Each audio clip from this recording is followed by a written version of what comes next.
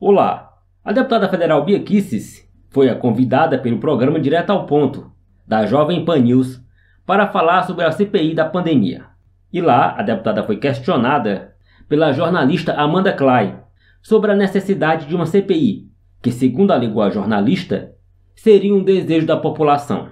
A resposta da deputada Bia foi avassaladora.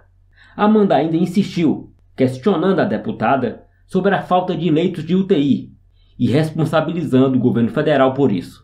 A jornalista, mal intencionada, recebeu uma resposta à altura. Ainda querendo provar a sua argumentação, a jornalista perguntou se essa responsabilidade seria do próprio presidente da República, Jair Bolsonaro, já que caberia a ele a coordenação do país em um momento de crise. Ao que Bia lembrou, a decisão do Supremo Tribunal Federal, que concedeu aos estados e municípios esse poder. Confira. Deputada, a senhora não acha que a gente tem 3% da população mundial, 12% das mortes por Covid. Existem inúmeros documentos, e-mails, atas de reuniões, investigações do Ministério Público Federal no Amazonas, já apontando, acusando o ex-ministro Pazuello de improbidade administrativa. Aí você tem relatórios também muito consistentes do TCU tentando estabelecer essa cadeia de responsabilidades em torno da pandemia. Não é urgente que isso seja investigado, mais do que isso, não é legítimo que isso seja investigado. A sociedade brasileira, a população não clama por uma resposta, são mais de 370 mil mortos e, afinal de contas, os líderes nos diferentes níveis, nas diferentes esferas, têm que ser responsabilizados. A senhora passou a vida fazendo um trabalho assim no Ministério Público. Não é mais do que legítimo que a sociedade busque uma resposta? Só para corrigir, eu não fui do Ministério Público, eu fui procuradora do Distrito Federal. Eu sei que dá uma confusão danada, né? Porque o nome é parecido, procurador do Ministério Público do DF, então eu fui como procuradora de Estado, assim como tem procurador do Estado do Rio, de São Paulo. Mas eu não acho que a população clama por nada disso, não. Eu acho que a população está clamando por comida na mesa, a população está clamando por vacina, a população está clamando por atendimento, por emprego, por saúde. Eu não vejo população nenhuma clamando por CPI, não. Eu acho que isso é uma jogada política, eleitoreira, que vai prejudicar muito, isso sim, a resposta que o Congresso tem que dar à população daquilo que ela realmente precisa. Deputada, mas todo mundo teve um parente, um amigo que adoeceu ou infelizmente morreu por Covid. Algumas pessoas não conseguiram atendimento na saúde, não tiveram leito. A gente vê aí o problema da falta de medicamento, a vacinação que anda muito lenta. Quer dizer, é uma série de responsabilidades que tem que ser aferidas. Né? Não, concordo. Todos devem ser investigados. Eu vou pegar daí do que você falou. A população não pôde ser atendida porque não tinha leito. Deixa eu te falar, eu fui procuradora do DF 24 anos. Durante 24 anos eu vi a população do DF sem leito de UTI. Existe uma coisa chamada fila de regulação.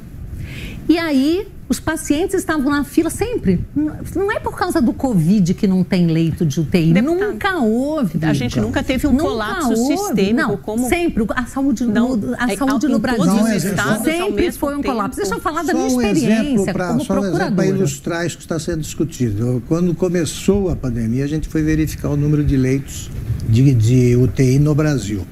No estado do Amazonas, excluindo Manaus, havia um. O que o governo estadual fez depois de prometer durante a campanha, aquele binômio de sempre, né? Saúde e educação. Comprou algum leito, preparou os hospitais, nós estávamos despreparados. O lockdown foi feito para que os hospitais escapassem do colapso total, né? Olha, eu posso falar de cadeira. Eu fui procuradora há 24 anos, eu participei disso, eu fiz audiências no judiciário, eu negociei com o pessoal, com a área eu fui chefe de gabinete, eu fui procuradora-geral adjunta, eu fui chefe de várias subprocuradorias, então eu era uma procuradora extremamente dedicada, eu conheço o Distrito Federal por dentro, por fora, e posso dizer que conheço a situação da saúde, as pessoas dormindo em chão, maca no corredor, sempre foi assim, nunca teve UTI suficiente, então existia essa fila da regulação e o que acontecia, e não é só no DF, acontece no Brasil inteiro, a pessoa que está precisando de ser internada, entra com um pedido de cautelar na justiça, a defensoria pública, se a pessoa é pobre, né, não tem condições, a defensoria entra, o juiz dá uma liminar, porque o juiz fala assim, poxa, essa pessoa pode morrer, caiu aqui na minha mão, eu não vou dar, e pega e dá a liminar. Só que para essa pessoa com uma liminar entrar na UTI, alguém que está na fila de regulação tem que sair.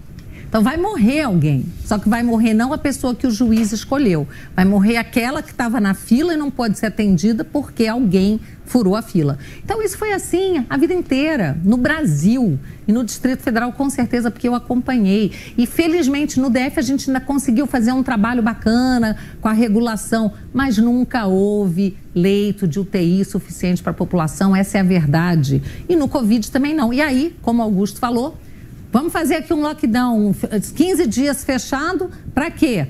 Para criar hospitais de campanha, mais leitos. E aí eu pergunto, cadê os hospitais de campanha? Mais de um ano depois do início da pandemia, a gente continua com a mesma conversa, com a mesma história, Amanda. E as pessoas que não fizeram o que tinham que fazer com o dinheiro que receberam, elas têm que ser investigadas sim, Amanda. Mas para isso você tem a Polícia Federal, para isso você tem o Ministério Público. Cadê o Ministério Público? Está investigando isso? Eu sei que a doutora Lindora oficiou aos governadores, né, dos estados e do DF para explicarem o que fizeram. E não foram todos que responderam, mas a senhora acha que o presidente da República não tem nenhuma responsabilidade em tudo que aconteceu, na falta de coordenação da pandemia, em não se antecipar em comprar vacinas, em participar de aglomerações, não usar máscara, mandar uma mensagem errada, não coordenar uma resposta unificada para o país todo? Ele foi impedido de coordenar, líderes Amanda. mundiais fizeram o isso. O Supremo impediu. Não é verdade. É verdade, o Supremo impediu.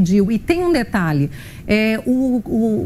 agora eu não lembro bem, é o artigo 21, acho que é inciso, não sei se é o 8º, fala que cabe à União, em momentos de caos, coordenar, planejar e coordenar as ações. O Supremo interpretou de uma forma...